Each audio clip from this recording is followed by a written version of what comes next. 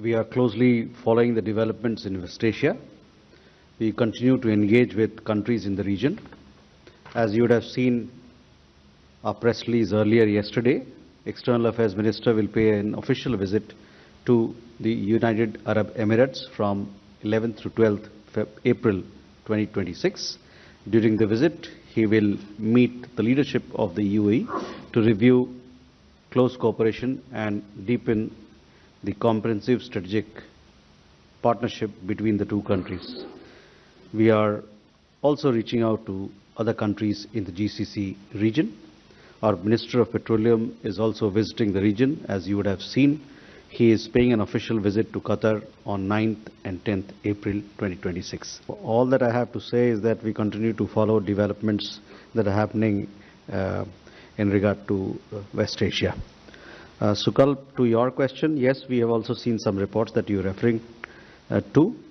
Our point of view is we continue to call for free and safe navigation through the Strait of Hormuz. We made this point in our statement yesterday as well and continue to do so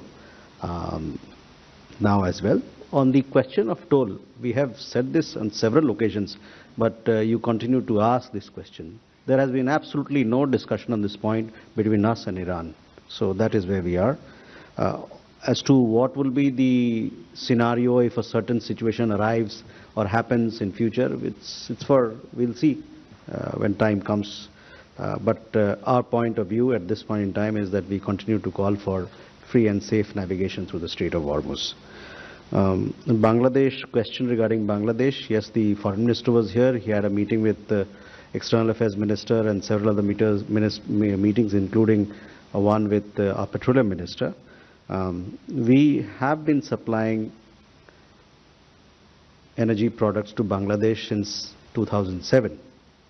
So it is nothing new.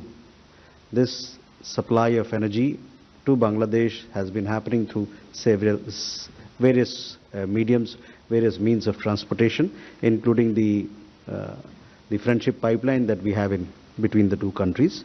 And in recent weeks also, we've supplied energy products to them as per their request, keeping in mind our own requirement, our refining capacity and availability that we have here in our country.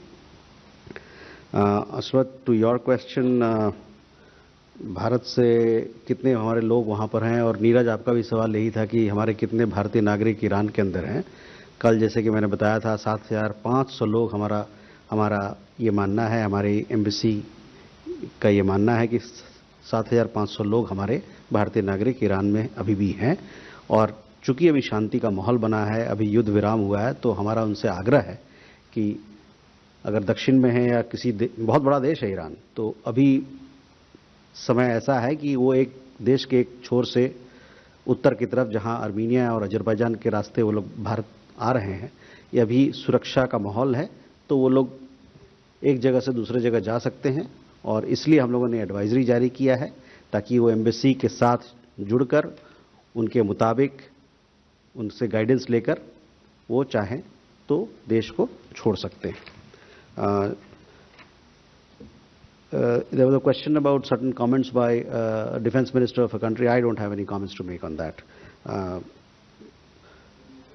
Neeraj, आपका सवाल आपके सवाल में ही जवाब है. अगर शांति का माहौल बनेगा, सबके लिए फ़ायदा होता है, आम जनजीवन बेहतर होता है. हमारे बहुत सारे भारतीय लोग खाड़ी के देशों में रहते हैं, उनका जनजीवन बेहतर होता है. उसके अलावे जहाँ ऊर्जा आपूर्ति की बात होती है, वो ज़्यादा बेहतर हो सकता है. तो शांति का माहौल तो हमेशा से हमारा प्रयास रहा है कि शांति बने, और हर शांति पहल का हमने उसका समर्थन किया है. कल के देखा होगा, हमने स्टेटमेंट में भी हम लोगों ने ये बात कही है. तो शांति के पक्ष में तो हमेशा रहते हैं, और हम चाहते हैं, और हमारा ये मानना है, अपेक्षा भी है कि शांति का जो अभी माहौल बना है, ये आगे भी कायम रहे.